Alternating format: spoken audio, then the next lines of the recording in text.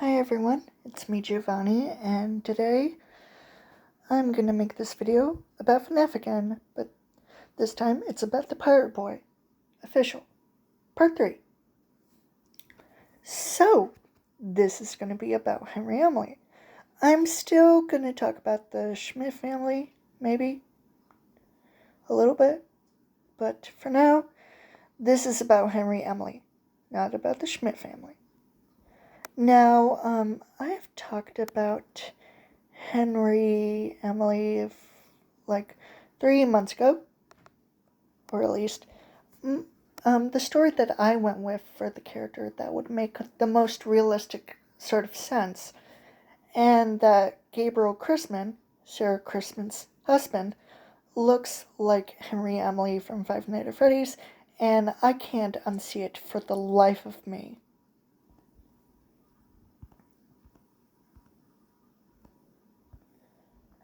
I mean, just look at them. No, seriously, look at them. The facial hair, the glasses, the fact that they both have green eyes, I just can't. I really cannot unsee it, especially with Gabriel in a suit, with those glasses and facial hair. It just reminds me of Henry Emily. If Henry Emily was a sort of like, I don't know, librarian or professor. I mean, I can honestly see it. But anyway, so I thought of a few suggestions for the Pirate Boy making FNAF related VHS videos without involving Afton secrets or William Afton at all, or at least just mentioning William Afton. And it will be about Henry Emily. The story would start with William killing Charlotte, Henry's daughter, and Henry, knowing about this, is distraught. He goes to her funeral and confronts William about what happened by especially going into William's house and pointing a gun at him.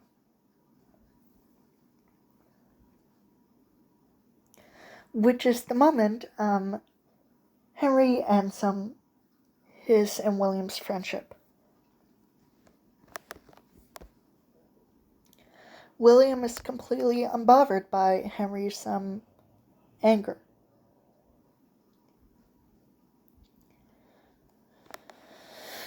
And Henry immediately knows that his now ex-best friend is a monster. Metaphorically speaking, not literally, but still, a monster. An evil, evil monster.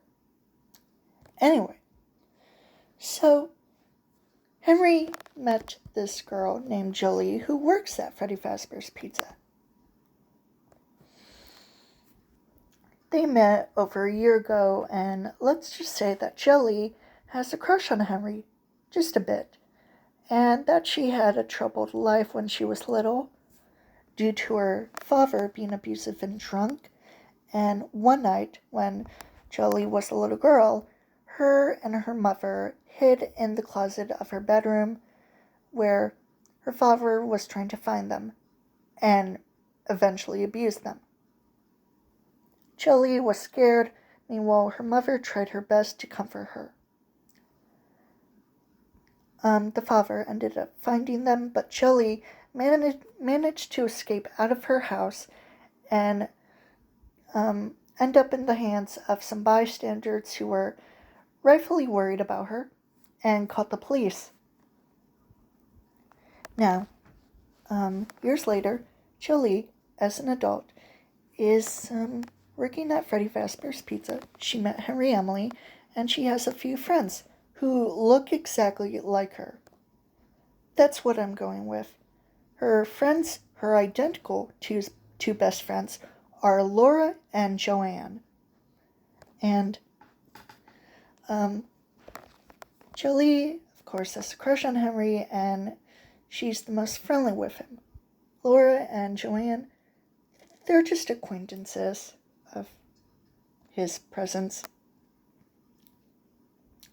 Anyway, so there's one instance where I would imagine Jolie and Laura going into Henry's house and, just exploring around when he's not home. One day, Jolie finds Henry in the bathtub with his wrist slashed. Because I'm just going to say it right now, in the books and in certain adaptations of Five Nights at Freddy's, especially with VHS stories, Henry Emily is a mentally ill person, mentally unwell, and has thoughts of suicide, which is not good. Jolie notices Henry's slashed wrists, trying to kill himself. She scoops him out of the tub and bandages his wrists up, saving him from bleeding to death. But she panics and leaves him in his bedroom, laying on the bed, naked. The next day, Henry comes over to Jolene's house, and she apologizes for leaving him all vulnerable, but he forgives her. And he tells her about his life, his friends, and everything that happened, and she just feels sorry for him. And she decides to let him stay with her if he wanted to, especially since she's gonna go out of town for a few days and need someone to house sit for her. And even though she would have wanted her friends to house sit, she asks Henry to do it, which he hesitates for a little bit and then decides, you know what, fine, I'll do it. I'll do it, just for you, I'll do it. And he does. Jolie has a boyfriend, Roman Harris. Roman Harris, Henry already knows this guy. Roman harassed his schoolmates in kindergarten.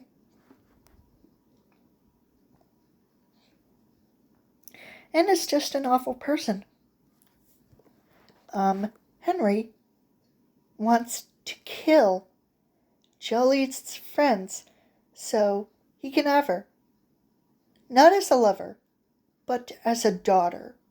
Because I'm just going to say this, that in the FNAF books, specifically the Silver Eyes trilogy, Henry had the audacity to create robot replicas of his daughter as a toddler, as a child, as a teenager, and finally, the fourth Charlie, or sexy baby, as an adult. And I was like, no, we are not doing that. We are not doing that. Because that created a whole debacle of theories involving people thinking that the characters in Five Nights at Freddy's, specifically Gregory, was a robot. Why? Why? Because Glamrock Freddy said that he was broken? God, no, absolutely not. I am not okay with that. So why don't we go something realistic and a bit more unsettling, a bit of a slow burn? Why don't we just have Henry Emily go absolutely insane, slowly killing all of Jolene's, all of the main character's friends, so he can have her for himself as a reincarnated version of his daughter. Jolie reminds Henry of his daughter Charlotte, her brown hair, her hazel eyes, her blue and green wardrobe, or her mannerisms, almost similar to Charlotte before she died. So Henry sees Jolene as a daughter. But also, I want to make this little subplot important, so it's never... the yellow doll appeared in the Silver Eyes as one of Charlie's toys. However, Ella is also part of Charlie, and she doesn't appear in the games. She does appear in Vesper's Frights. She appears on an arcade cabinet, just as a cameo reference, not an actual, lore detail. And she appears in the movie as a Spurlock suit. Ella appears in the story as an actual doll that, similar to the books, was a part of Charlie. And when Jolie notices the doll and remembers seeing a picture of Charlie in a similar outfit to Ella, she breaks the doll apart. She slams it against the wall, exploding its head and just removing the limbs. And this upsets Henry so much that he attacks Laura and beats her to death with a crowbar. And so he's hunting down Jolene. And similar to what happened in her childhood, she hides in a closet, and Henry is looking for her, screaming, cursing, yelling, wanting to barge in to attack her. But thankfully she escapes. Why? Because her friend, who was technically speaking to her in her mind, tells her to get out of the house ASAP and just run into the forest. Run until she's safe. I don't know where else the story would go. That's all that I have for that. The Pirate Boy, I don't know what you might think of it, but please let me know. Please. I've tried to explain it as hard as I possibly can, but yeah, I got nothing else. I'm sorry. Okay. The Schmidt family, what I would imagine for the Schmidt family is one of the scenes where, okay, in the beginning of the story, if the Schmidt family was actually canon in the FNAF universe, if Mary was canon in the FNAF universe, she would be a little bit different from her Five Nights at Candy's counterpart. But if the Schmidt family was official, I would imagine a minigame like game story involving them. And the beginning of the story involves Mike and Mary in bed, and Mike telling Mary about his nightmares.